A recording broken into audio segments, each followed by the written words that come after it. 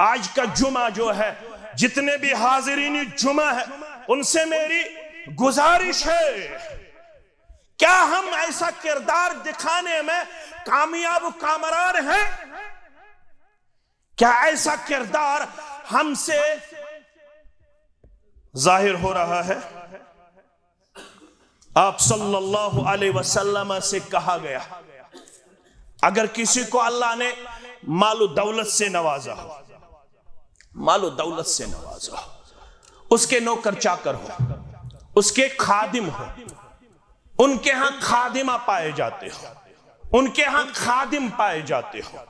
ابو داؤد کا حدیث ہے، عبداللہ بن عمر، سب پڑھیے رضی اللہ تعالی، عبداللہ بن عمر اس حدیث مبارک کے راوی ہے۔ آپ صلی اللہ علیہ وسلم سے عرض کیا گیا، کم نعفو عن الخادم، اگر میرے ہاں کوئی خادم ہو، کوئی نوکر ہو، اگر اس سے غلطی سرزد ہو جائے، اگر اس کو یہ کام نہ آئے، وہ کام نہ آئے، اگر وہ غلطی پہ غلطی کرنے والا ہو، کم نعفو عن الخادم، یا رسول اللہ صلی اللہ علیہ وسلم، وہ بھی انسان ہی ہوتا ہے، خادم بھی انسان ہی ہوتا ہے، اگر خادم سے غلطی سرزد ہو جائے تو آپ ہمیں رہنمائی کیجئے، ہم خادم کو ایک دن میں کتنی بار معاف کریں؟ کم نعفو عن الخادم، جو ہمارا خادم ہو، نوکر ہو، مزدور ہو، اگر اس سے غلطی سرزد ہو جائے تو ایک دن میں ہم اپنے نوکر کو کتنی بار معاف فرمائے؟ فَسَّمَتَ عَنْهُ رسول اللہ صلی اللہ علیہ، رسول اللہ صلی اللہ علیہ وسلم نے جب سوال سنا، اس کے بعد آپ صلی اللہ علیہ وسلم نے خاموشی اختیار کی۔ اس سائل نے اپنا سوال دوسری مرتبہ دہرایا، کم نعفو عن الخادم، اگر میرے ہاں خادم ہو تو ایک دن میں اپنے خادم کو کتنی مرتبہ معاف کروں؟ فَسَمَتَ عَنْهُ رسول اللہ صلی اللہ علیہ وسلم، دوسری بار سوال سننے کے بعد بھی آپ صلی اللہ علیہ وسلم نے خاموشی اختیار کی۔ اس کے بعد سائل نے تیسری مرتبہ اپنا سوال دہرایا، کم نعفو عن الخادم، مجھے بتا دیجئے ایک خادم کو میں دن میں کتنی مرتبہ معاف کروں؟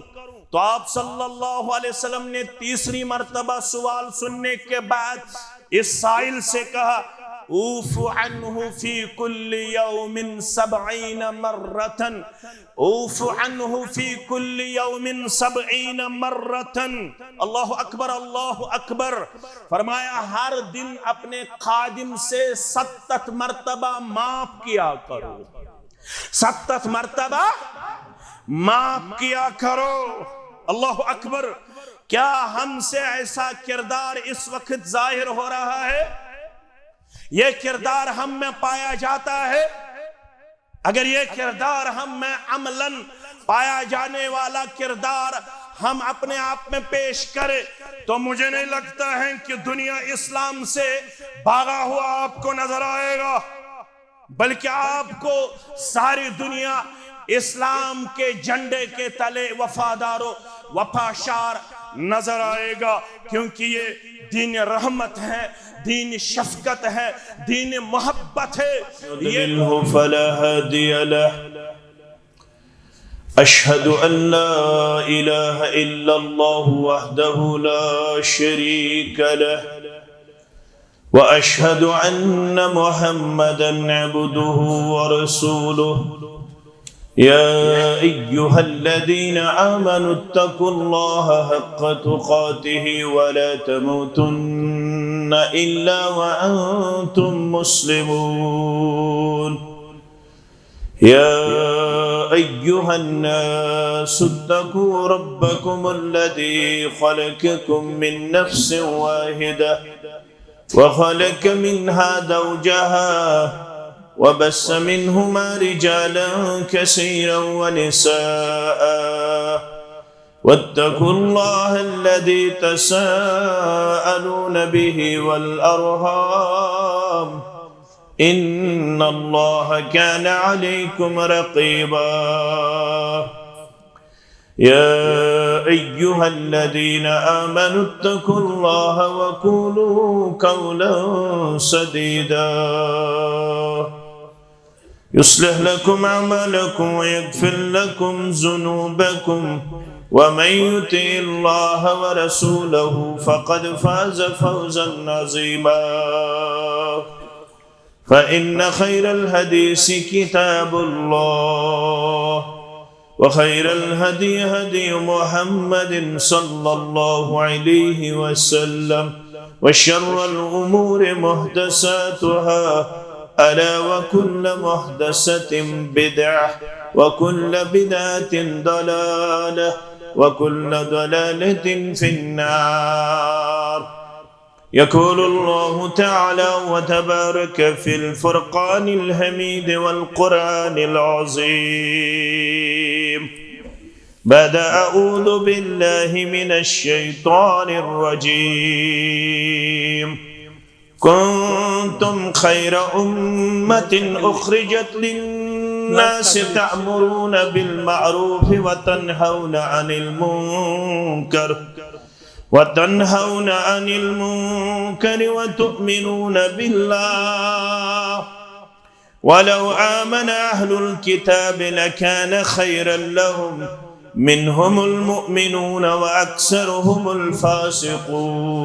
الفاسقون وقال النبي صلى الله عليه وسلم لأن يهدي الله بك رجلا واحدا خير لك من حمر النعم أو كما قال عليه الصلاة والسلام رب اشرح لي صدري ويسر لي أمري واحلل عقدة من لساني يفقه قولي رب زدنا علما سبحانك لا علم لنا إلا ما علمتنا إنك أنت العليم الحكيم اللهم صل على محمد وعلى آل محمد كما صليت على إبراهيم وعلى آل إبراهيم إنك حميد مجيد اللهم بارك على محمد وعلى آل محمد كما باركت على إبراهيم وعلى آل إبراهيم إنك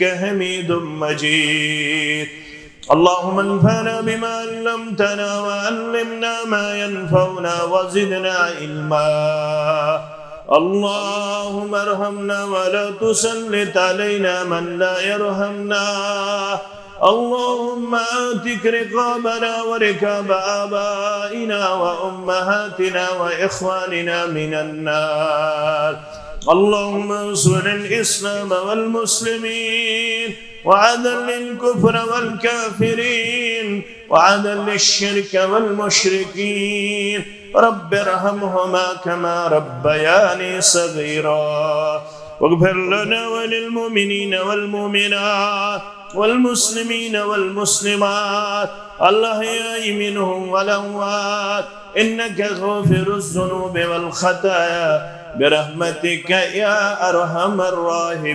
الراحمين آمين يا رب العالمين करम मांगता हूँ अता मांगता हूँ करम मांगता हूँ अता मांगता हूँ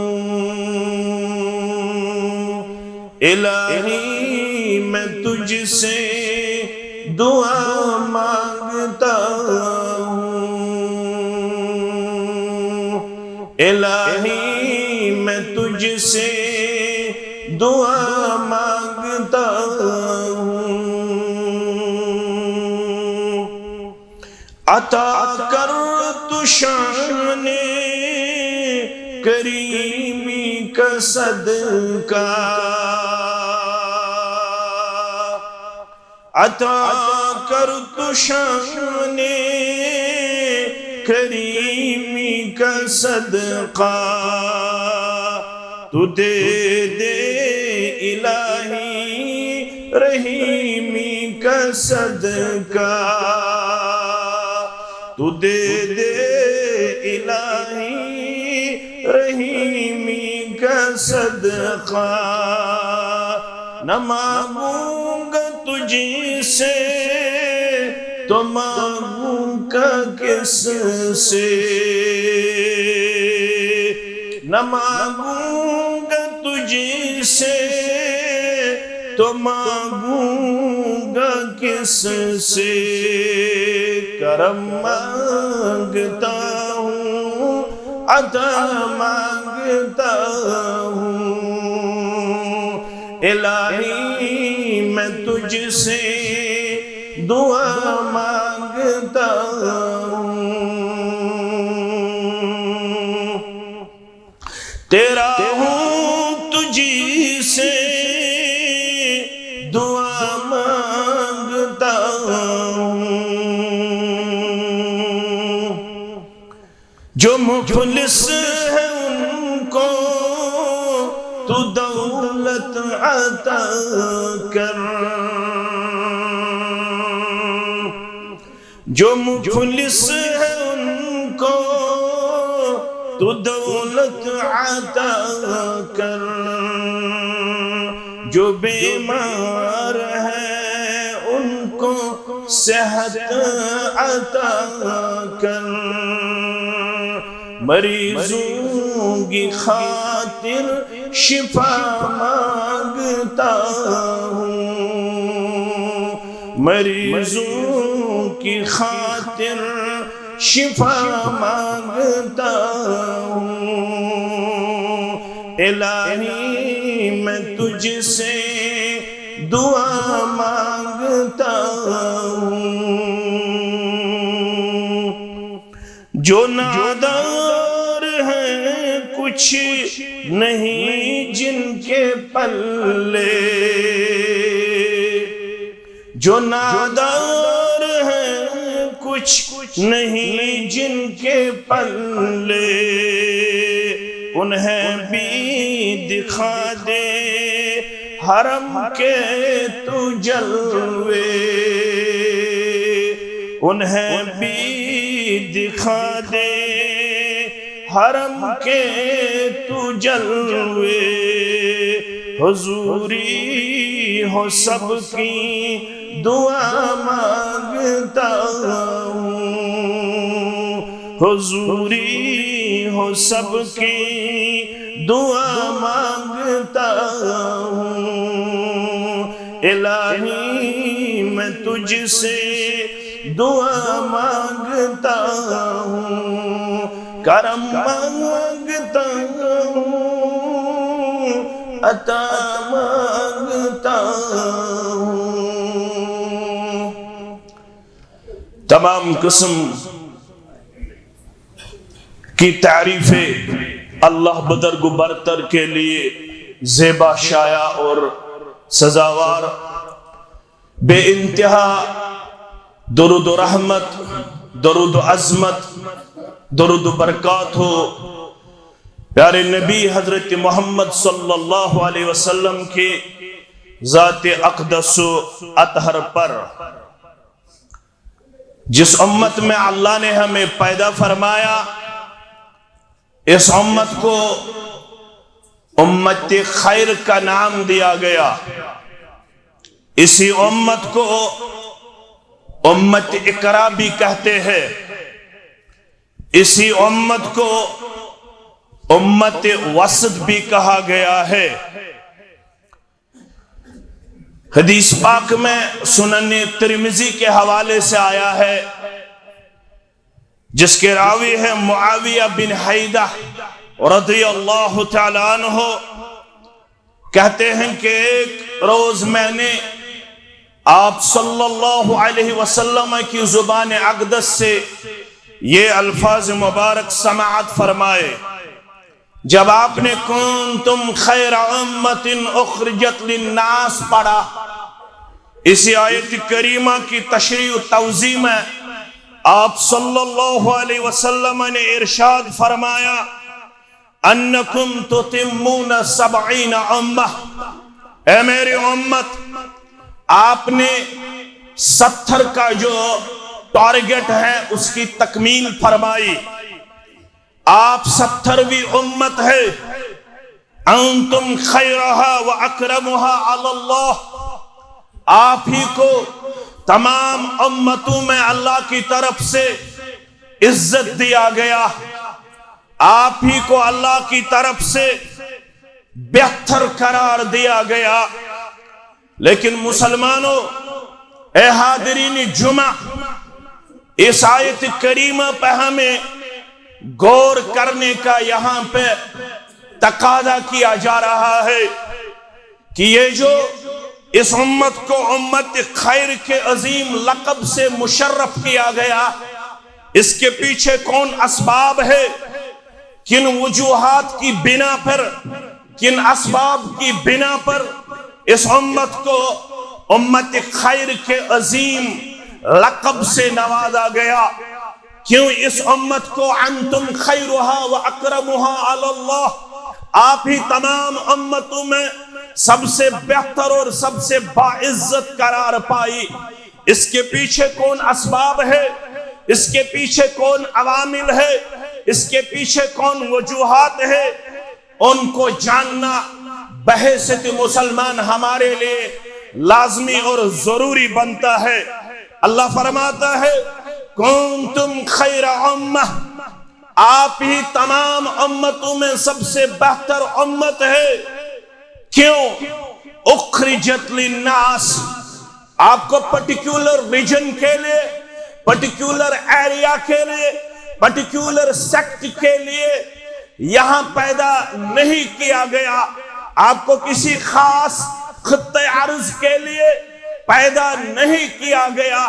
آپ کو کسی خاص قوم کے لیے پیدا نہیں کیا گیا. کنتم خیر امہ اخرجت للناس، آپ کو جو بہترین امت کا ٹائٹل دیا گیا، اس کے پیچھے جو پہلا سبب اس آیت کریمہ میں بیان کیا جا رہا ہے وہ ہمیں سمجھنے کی ضرورت ہے، اس پہ غور و تدبر کرنے کی ضرورت ہے. اللہ فرماتا ہے اخرجت للناس، میں نے آپ کو تمام انسانیت کے لیے پیدا کیا. آپ کو ایسا کردار و گفتار دکھانے کا مکلف ٹھہرایا گیا تاکہ آپ پوری انسانیت کے لیے نفع بخش ثابت ہو جائے. آپ کو ایسا کردار و گفتار روا رکھنے کی ہدایت دی جا رہی ہے تاکہ آپ ہول ہیومنٹی کے لیے، تاکہ آپ پوری انسانیت کے لیے ہمیشہ نفع بخش اپنے آپ کو پیش کرنے میں کامیاب و کامران ہو. اسی لحاظ سے ہمیں کہا جا رہا ہے خیر الناس من ينفع الناس، آپ میں سے جو سب سے بہتر جس کو قرار دیا گیا ہے عبداللہ، عبد الرحمن، عبد القدوس، عبد الوہاب، فاطمہ، کلثوم، یہ جو نام آپ نے اسلامی نام رکھے یہ بھی آپ کو مبارک ہو. لیکن اس سلسلے میں جس اہم چیز سے ہمیں یہاں پہ ذمہ داری عائد کی جا رہی ہے وہ یہ ہے اخرجت للناس، آپ کو تمام انسانیت کے لیے اللہ کی طرف سے پیدا کیا گیا ہے.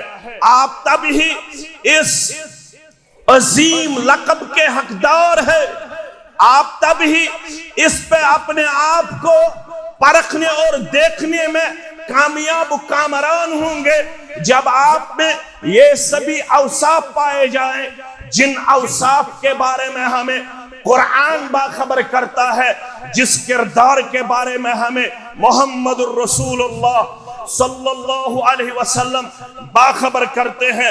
الصحیحہ کے حوالے سے یہ حدیث مبارک آیا ہے، صحیح الترغیب کے حوالے سے یہ حدیث مبارک ہمیں بیان کیا جا رہا ہے جس کے راوی ہے عبداللہ ابن عمر رضی اللہ تعالی عنہما. جاء رجل الى النبی صلی اللہ علیہ وسلم، ایک دفعہ ہمیں یہ دیکھنے کو ملا، ہم آپ صلی اللہ علیہ وسلم کی خدمت اقدس میں تشریف فرما تھے، اسی اثنا میں ایک شخص حاضر ہوئے. ایک شخص آپ صلی اللہ علیہ وسلم سے سوال کر گئے. جب اس شخص نے اپنی حاضری آپ صلی اللہ علیہ وسلم کی خدمت اقدس میں پیش کیا تو اس شخص نے آپ صلی اللہ علیہ وسلم سے سوال کیا ای الناس احب الی اللہ، اے اللہ کے رسول، سب پڑھیے صلی اللہ علیہ وسلم. یہ ہماری وراثت ہے، اس کو بھولنا ہمارے لیے کسی بھی لمحے میں زیبا اور شایع نہیں ہے. جب بھی آپ کے سامنے محمد صلی اللہ علیہ وسلم کا نام لیا جائے ہمیں ضرور صلی اللہ علیہ وسلم پڑھنا چاہیے.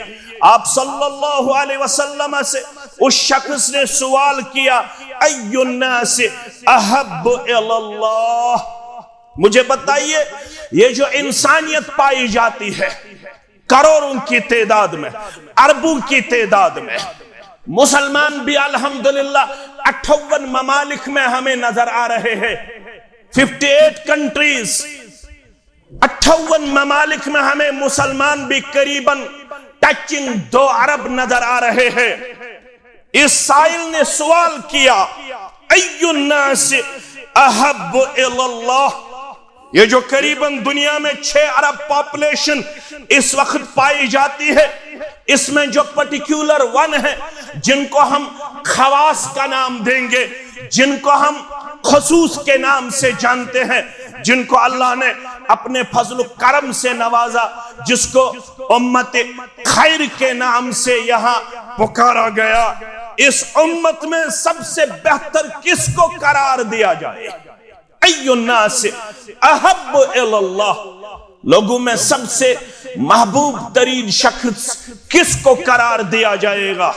یہ سائل کا سوال تھا.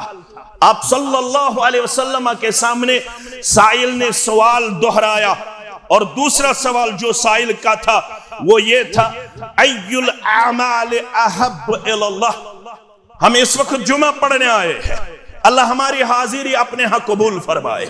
جو یہاں پہ بیمار ہیں ان کو شفائے دائمہ، شفائے عاجلہ، شفائے کاملہ عطا فرمائے. جو یہاں پہ مقروض ہے ان کو اس قرض سے اللہ بزرگ برتر اپنے فضل و کرم سے آزادی عطا فرمائے. آمین یا رب العالمین. لیکن سائل نے کہا وَأَيُّ الْأَعْمَالِ أَحَبُّ إِلَى اللَّهِ، کون سے اعمال ہے جو سب سے زیادہ پسندیدہ ہیں اللہ کے ہاں؟ نماز بھی اسلام کی ایک اہم عبادت قرار دی گئی ہے. نماز کو اسلام کا ایک اہم رکن قرار دیا گیا ہے. زکوٰۃ کو اسلام کا ایک اہم رکن قرار دیا گیا ہے. ماہ رمضان آنے والا ہے، اللہ ہمیں ماہ رمضان تک پہنچائے.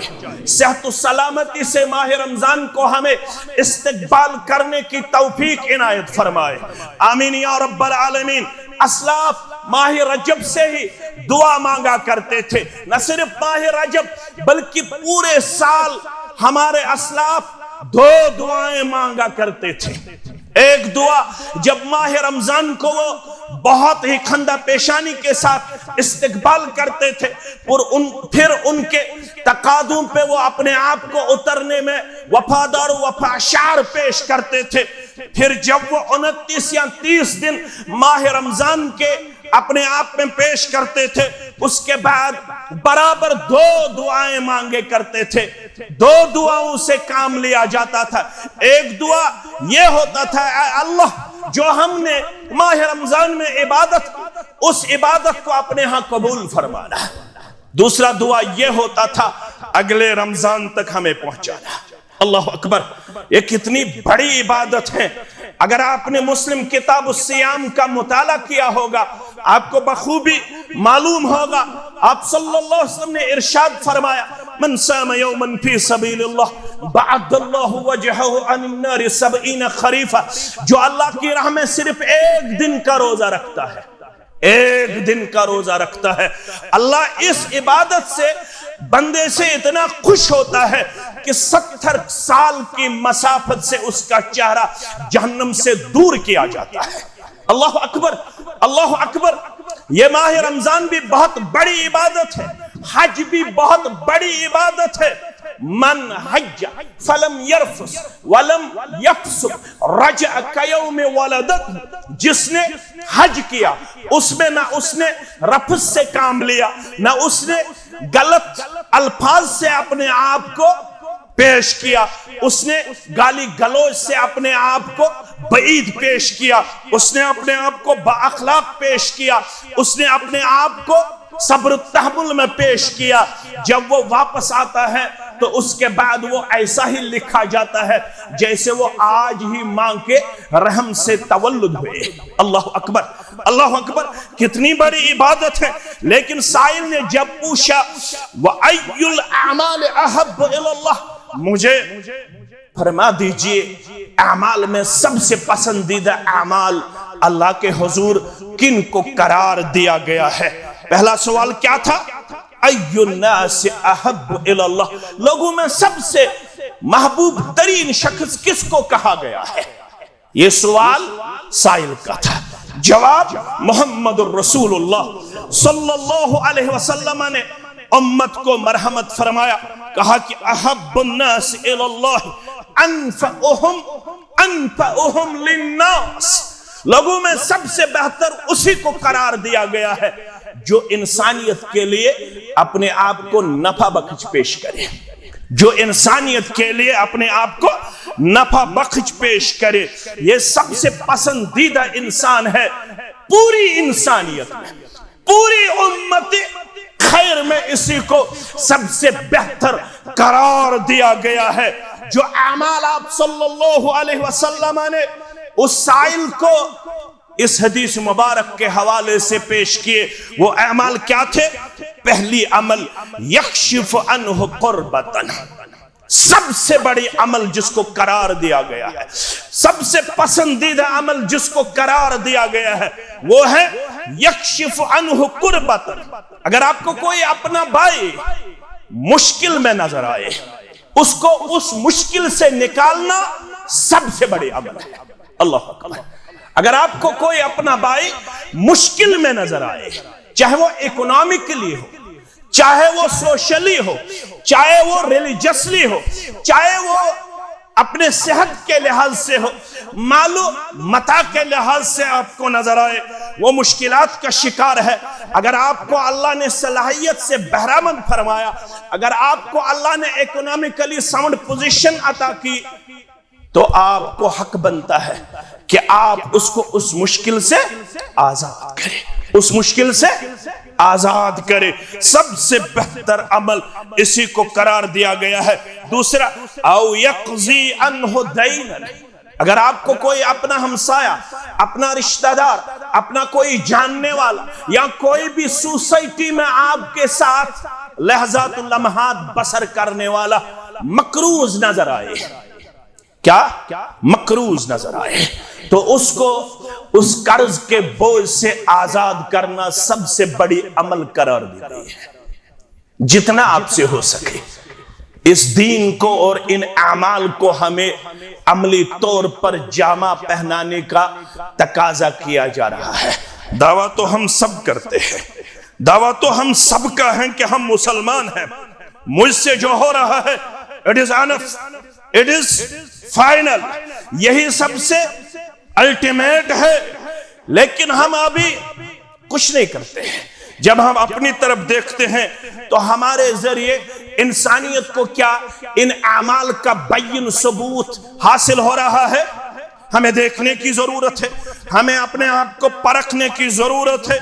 او یقضی عنہ دینا، اگر آپ ان اعمال کو عملی طور پر کرنے کے متلاشی ہو، جن اعمال کے بارے میں آپ صلی اللہ علیہ وسلم نے ارشاد فرمایا یہ سب سے پسندیدہ اعمال ہے، دوسرا نسخہ کیا دیا گیا؟ او یقضی عنہ دینا، اگر آپ کا کوئی بھائی مقروض آپ کو نظر آئے، اگر آپ کو اللہ تعالیٰ نے مالی طور پر بہت ہی زیادہ عظمت سے نوازا ہو، تو آپ کو حق بنتا ہے کہ آپ اس کو اس قرض کے بوجھ سے آزاد کرے۔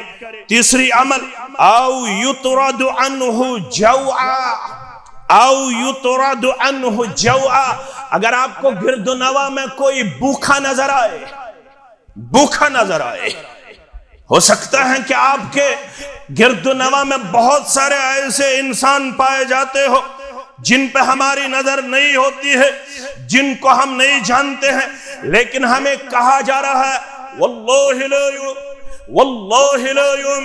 واللہ لا یؤمن، 3 بار قسم اٹھا کے آپ صلی اللہ علیہ وسلم نے ارشاد فرمایا، میں اللہ کی قسم کھا کے کہتا ہوں، اگرچہ اس کا دعویٰ کچھ بھی ہو، وہ اپنے آپ کو حنفی کہتا ہو، شافعی کہتا ہو، مالکی کہتا ہو، حنبلی کہتا ہو، اہل الحدیث کہتا ہو، سلفی کہتا ہو، لیکن اگر آپ کے گرد و نواح میں، آپ کی حاضری میں، آپ کی موجودگی میں کوئی بھوکا سویا تو آپ کا نمازی، تو آپ کا قرآن پڑھنا، تو آپ کا روزہ رکھنا، تو آپ کا اپنے آپ کو مسلمان کہلانا اللہ کے حضور پسندیدہ نہیں ہے۔ آپ تب ہی کامل مسلمان ہو جب آپ کو گرد النواح کی باضابطہ انفارمیشن حاصل ہو۔ یہ جو مسجدیں بنائی جا رہی ہے، ان مسجدوں سے ہمیں یہ کام لینا بھی لازمی اور ضروری بنتا ہے۔ ان مساجد سے جتنے بھی گھرانے منسلک ہوتے ہیں ان کی خبر گیری کرنا ائمہ مساجد اور انتظامیہ مساجد کا باضابطہ طور پر ہدف ہونا چاہیے۔ اگر صرف ہم نے مسجد جمعہ تک محدود رکھی، اگر صرف ہم نے مسجد درس و تدریس تک محدود رکھی، اگر ہم نے مساجد کو صرف یہاں پہ آذان اور نماز تک محدود رکھی، تو مجھ سے شاید یہ بات آج اس ذمہ دار سٹیج سے آپ کو کہنا، آپ کو سننا لازمی بنتا ہے۔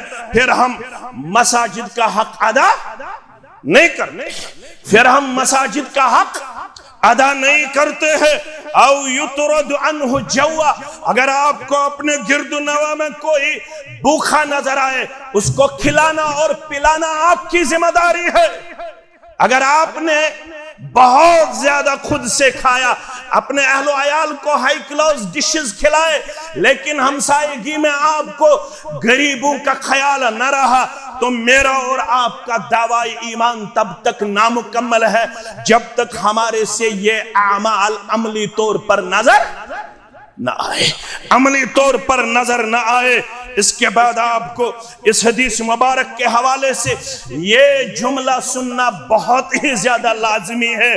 فرمایا وَلَعَنْ أَمْشِي مَا أَقٍ لِي فِي حَاجَةٍ، مجھے پسند ہے، مجھے یہ عمل بہت ہی زیادہ محبوب ہے کہ کوئی اپنے بھائی کے ساتھ اس کی حاجت روائی کرنے کے لیے اس کے ساتھ نکلے۔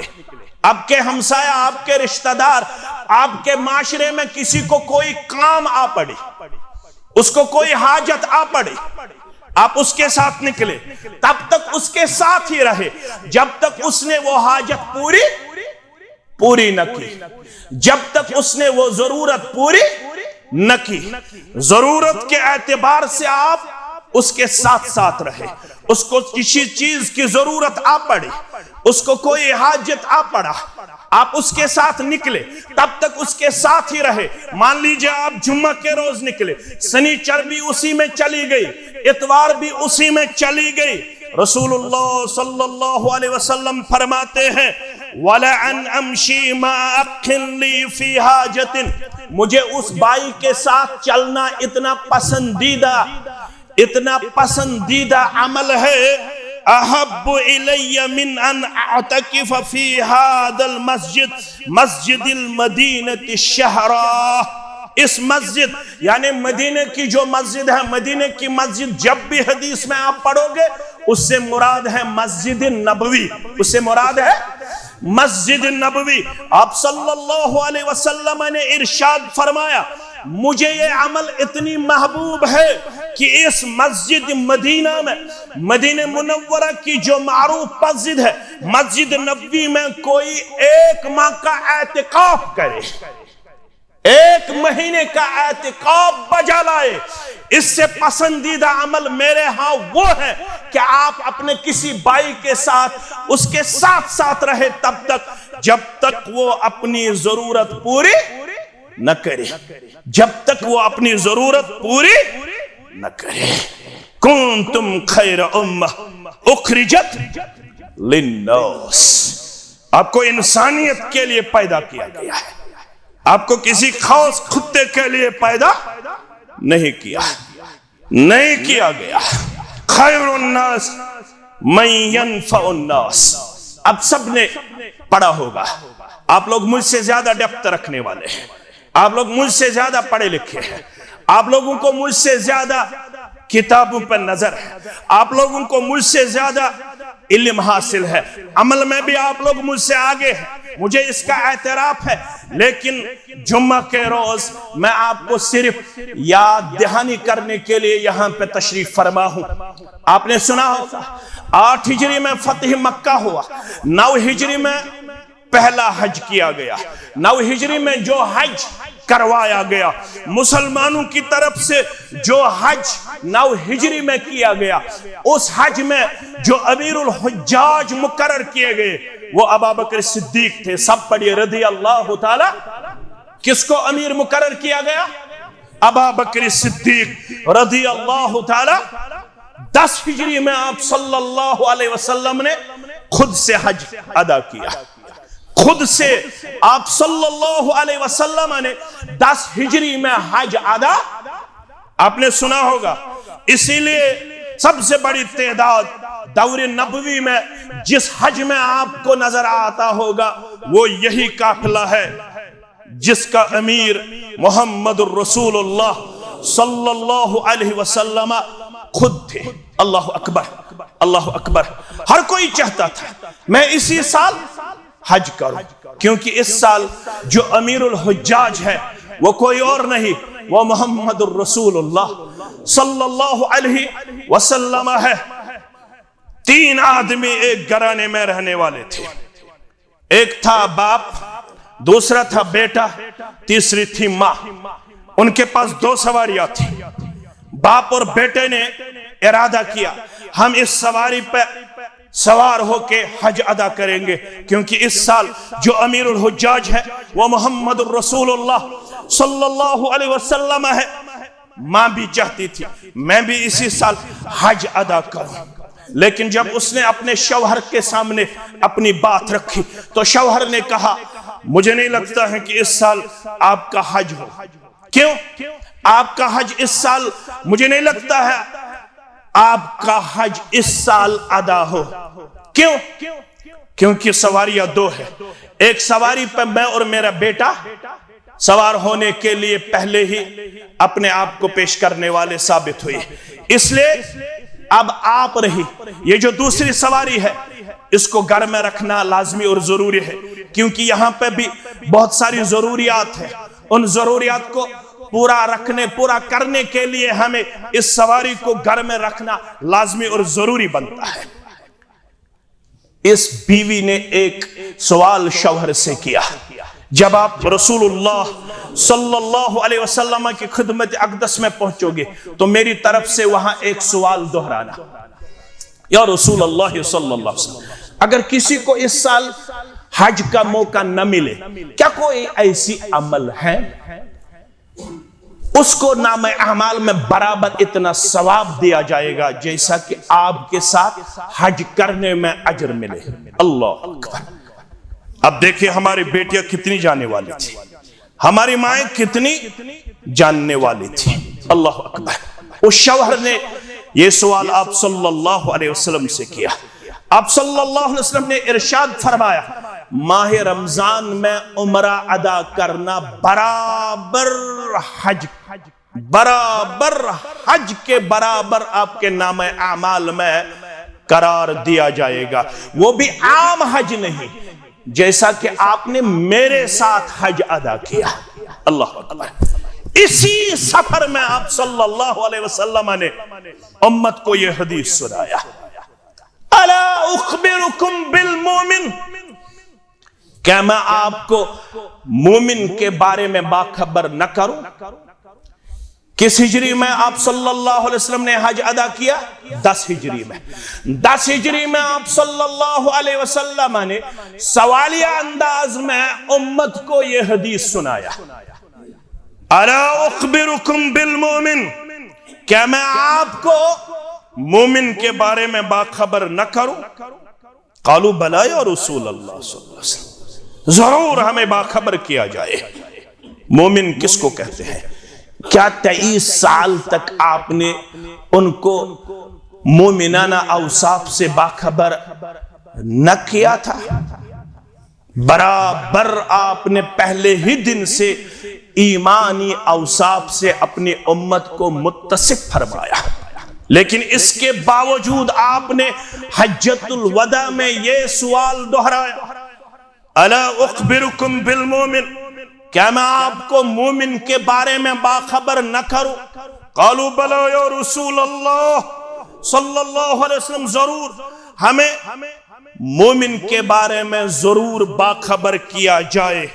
تو آپ صلی اللہ علیہ وسلم نے جب مومن کے بارے میں اپنی امت کو باخبر کیا، آپ کو بھی اور مجھ کو بھی یاد رکھنے کی ضرورت ہے۔ قال المؤمن من امنہ الناس علی اموالہم وانفسہم، اللہ اکبر اللہ اکبر۔ جنہوں نے عربی پڑھا ہوگا ان کو میری بات ذہن میں آئی ہوگی، لیکن جنہوں نے عربی نہیں پڑھا ہوگا ان کے لیے ترجمہ کرنا لازمی اور ضروری ہے۔ من امنہ الناس، مومن اسی کو قرار دیا گیا ہے جس کے ذریعے انسانیت کو یہ اطمینان حاصل ہو، نہ صرف امت کو، جس کے ذریعے کس کو؟ انسانیت کو یہ اطمینان حاصل ہو کہ ہمارا جو جان ہے، ہمارا جو مال ہے، وہ اس مومن کے ذریعے ہمیشہ محفوظ و مامون رہے گا، محفوظ و مامون رہے گا۔ مجھے گھبرانے کی ضرورت نہیں ہے، مجھے مغموم ہونے کی ضرورت نہیں ہے، مجھے متفکر ہونے کی ضرورت نہیں ہے، مجھے ڈرنے کی ضرورت نہیں ہے۔ جب میرا ہمسایہ مسلمان ہے تو میرا مال بھی محفوظ ہے، تو میرا جان بھی محفوظ ہے۔ ایک روایت میں علی دمائہم، تو میرا خون بھی اس مسلمان سے محفوظ ہے۔ اللہ اکبر۔ کیا ہم ایسا کردار دکھانے میں کامیاب ہوئے؟ بس یہی میرا سوال ہے۔ آج کا جمعہ جو ہے، جتنے بھی حاضرین جمعہ ہے، ان سے میری گزارش ہے، کیا ہم ایسا کردار دکھانے میں کامیاب و کامران ہیں؟ کیا ایسا کردار ہم سے ظاہر ہو رہا ہے؟ آپ صلی اللہ علیہ وسلم سے کہا گیا، اگر کسی کو اللہ نے مال و دولت سے نوازا ہو، مال و دولت سے نوازا ہو، اس کے نوکر چاکر ہو، اس کے خادم ہو، ان کے ہاں خادمہ پائے جاتے ہو، ان کے ہاں خادم پائے جاتے ہو۔ ابو داؤد کا حدیث ہے، عبداللہ بن عمر، سب پڑھیے رضی اللہ تعالی، عبداللہ بن عمر اس حدیث مبارک کے راوی ہے۔ آپ صلی اللہ علیہ وسلم سے عرض کیا گیا، کم نعفو عن الخادم، اگر میرے ہاں کوئی خادم ہو، کوئی نوکر ہو، اگر اس سے غلطی سرزد ہو جائے، اگر اس کو یہ کام نہ آئے، وہ کام نہ آئے، اگر وہ غلطی پہ غلطی کرنے والا ہو، کم نعفو عن الخادم، یا رسول اللہ صلی اللہ علیہ وسلم، وہ بھی انسان ہی ہوتا ہے، خادم بھی انسان ہی ہوتا ہے۔ اگر خادم سے غلطی سرزد ہو جائے تو آپ ہمیں رہنمائی کیجئے، ہم خادم کو ایک دن میں کتنی بار معاف کریں؟ کم نعفو عن الخادم، جو ہمارا خادم ہو، نوکر ہو، مزدور ہو، اگر اس سے غلطی سرزد ہو جائے تو ایک دن میں ہم اپنے نوکر کو کتنی بار معاف فرمائے؟ فَسَّمَتَ عَنْهُ رسول اللہ صلی اللہ علیہ، رسول اللہ صلی اللہ علیہ وسلم نے جب سوال سنا، اس کے بعد آپ صلی اللہ علیہ وسلم نے خاموشی اختیار کی۔ اس سائل نے اپنا سوال دوسری مرتبہ دہرایا، کم نعفو عن الخادم، اگر میرے ہاں خادم ہو تو ایک دن میں اپنے خادم کو کتنی مرتبہ معاف کروں؟ فسمت عنہ رسول اللہ صلی اللہ علیہ وسلم، دوسری بار سوال سننے کے بعد بھی آپ صلی اللہ علیہ وسلم نے خاموشی اختیار کی۔ اس کے بعد سائل نے تیسری مرتبہ اپنا سوال دہرایا کہ ام نعفو عن الخادم، مجھے بتا دیجئے ایک خادم کو میں دن میں کتنی مرتبہ معاف کروں؟ تو آپ صلی اللہ علیہ وسلم نے تیسری مرتبہ سوال سننے کے بعد اس سائل سے کہا اوفو عنہ فی کل یوم 70 مرتن، اوفو عنہ فی کل یوم 70 مرتن۔ اللہ اکبر، اللہ اکبر۔ فرمایا ہر دن اپنے خادم سے 70 مرتبہ معاف کیا کرو، 70 مرتبہ معاف کیا کرو۔ اللہ اکبر۔ کیا ہم سے ایسا کردار اس وقت ظاہر ہو رہا ہے؟ یہ کردار ہم میں پایا جاتا ہے؟ اگر یہ کردار ہم میں عملاً پایا جانے والا کردار ہم اپنے آپ میں پیش کرے تو مجھے نہیں لگتا ہے کہ دنیا اسلام سے بھاگا ہوا آپ کو نظر آئے گا، بلکہ آپ کو ساری دنیا اسلام کے جھنڈے کے تلے وفادار و وفاشار نظر آئے گا، کیونکہ یہ دین رحمت ہے، دین شفقت ہے، دین محبت ہے۔ یہ تو انسانوں کے بارے میں آپ صلی اللہ علیہ وسلم نے ارشاد فرمایا۔ وقت تیزی کے ساتھ گزر رہا ہے، اس جمعہ کا آخری حدیث میں آپ کے سامنے پیش کرنے کی سعادت چاہتا ہوں، وہ یہی ہے۔ الادب المفرد آپ نے پڑھی ہوگی، امام بخاری کی ایک مشہور معروف کتاب الادب المفرد آپ نے پڑھی ہوگی۔ عبداللہ ابن عباس سب پڑھیے رضی اللہ عنہما، آپ رضی اللہ تعالی عنہ کہتے ہیں کہ ایک دفعہ رسول اللہ صلی اللہ علیہ وسلم ایک راستے سے گزر رہے تھے تو آپ نے دیکھا ایک آدمی نے بکری کو زمین پہ لٹا کے رکھا تھا، ایک پاؤں سے اور ایک ہاتھ سے اس بکری کو اس نے پکڑ کے رکھا تھا، دوسرے ہاتھ سے وہ اپنی چھری تیز کر رہا تھا۔ یہ بکری جو زمین پہ پڑی ہوئی تھی، یہ بکری اس کی طرف عجیب نظروں سے دیکھتی تھی۔ آپ صلی اللہ علیہ وسلم نے جب یہ منظر دیکھا تو آپ صلی اللہ علیہ وسلم سے رہا نہیں۔ یاد رکھنا، انسان تو اشرف المخلوقات ہے، لیکن جس دین کے ساتھ ہماری وابستگی ہے، جو دین ہمیں اللہ نے عطا فرمایا، جس دین کے ساتھ ہمارا رشتہ الحمدللہ اس وقت پایا جاتا ہے، اگر ہم عملی طور اس دین کے جو اعمال ہے، جو خصوصیات ہے، جو تعلیمات ہے، اگر وہ تعلیمات ہم دکھانے میں کامیاب ہوں گے تو میرا ایمان ہے ایک قلیل مدت میں ساری دنیا اسلام قبول کرے گی انشاءاللہ، ساری دنیا اسلام قبول کرے گی، کیونکہ دنیا باقی ناروں سے تنگ آ چکی ہے، چاہے کوئی بھی نعرہ ہو، لیکن زمانہ بڑی شوق سے سن رہا تھا، زمانہ بڑی شوق سے سن رہا تھا۔ ہم ہی سو گئے داستاں کہتے کہتے، ہم ہی سو گئے داستاں کہتے کہتے، جب وہ ہماری طرف دیکھتے ہیں تو ان کو اسلام کا عملی نمونہ ہمارے سے نظر نہیں آ رہا ہے۔ آپ صلی اللہ علیہ وسلم سے رہا نہیں، جب اس بکری کی طرف آپ نے نظر اٹھا کے دیکھا تو یہ بکری عجیب حالت میں اپنے مالک کی طرف دیکھتی تھی، تو آپ صلی اللہ علیہ وسلم نے ارشاد فرمایا افلا قبل ھذا، اے چھری کو تیز کرنے والے، کیا آپ کو یہ اندازہ نہیں رہا؟ کیا آپ کو یہ تعلیم یاد نہیں رہی؟ افلا قبل ھذا، آپ نے اس بکری کو زمین پہ لٹانے سے پہلے چھری کو کیوں تیز نہیں کیا؟ آپ نے اس کے ہوتے ہوئے چھری کو کیوں تیز کرنا شروع کیا؟ اتريد ان تميتها موتتين، حدیث کے الفاظ دیکھیے، ان الفاظ کو سنہری حروف میں لکھنے کی ضرورت ہے اور پھر اپنے کمروں میں بار بار دیکھنے کی ضرورت ہے۔ اتريد ان تميتها موتتين، کیا آپ چاہتے ہو کہ اس بکری کو میں 2 بار مار ڈالوں، 2 بار موت کی نیند سلا دوں۔ ایک مرتبہ تب جب آپ اس کے ہوتے ہوئے چھری کو تیز کرتے ہو، دوسری مرتبہ جب اس کے گلے پہ چھری چلائی جائے۔ یہ کردار اسلام کے ہاں پسندیدہ، یہ کردار اسلام کے ہاں پسندیدہ۔ یہ تو ایک جانور کے ساتھ دین رحمت اور دین شفقت کی تعلیمات ہے۔ پھر جب انسان ہو جس کو اشرف المخلوقات قرار دیا گیا، ہمیں کہا گیا ہے خیر الناس من ینفع الناس۔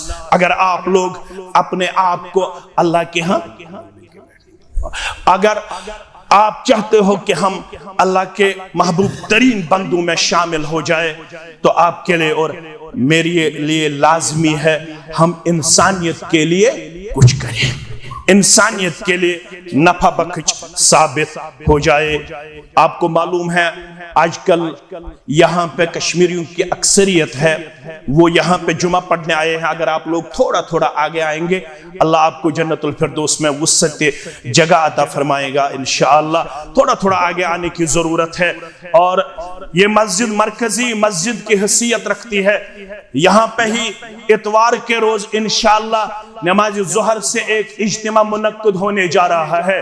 آپ سبوں سے گزارش ہے کہ آپ سبھی انشاءاللہ نماز ظہر اتوار کے روز اسی مسجد میں ادا کرو گے انشاءاللہ۔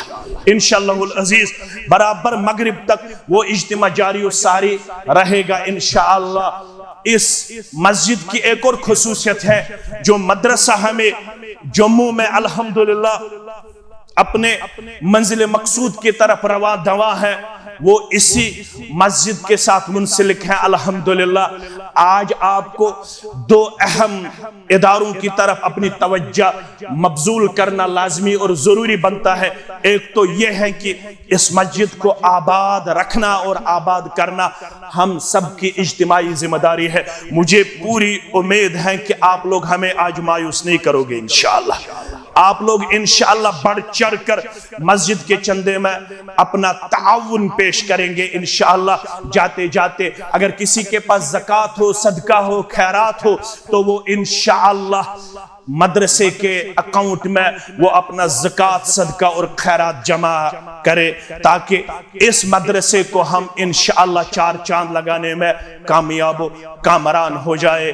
اللہ تعالی ہم سب کی پریشانی کو دور کرے۔ وآخر الدعوانا ان الحمدللہ رب العالمین۔ سبوں سے میری گزارش ہے کہ اس مسجد کے لیے آپ آج مکمل چندہ دیجئے تاکہ مسجد کی انتظامیہ پھولے نہ سمائے۔ اللہ تعالی آپ کو خیریت سے رکھے۔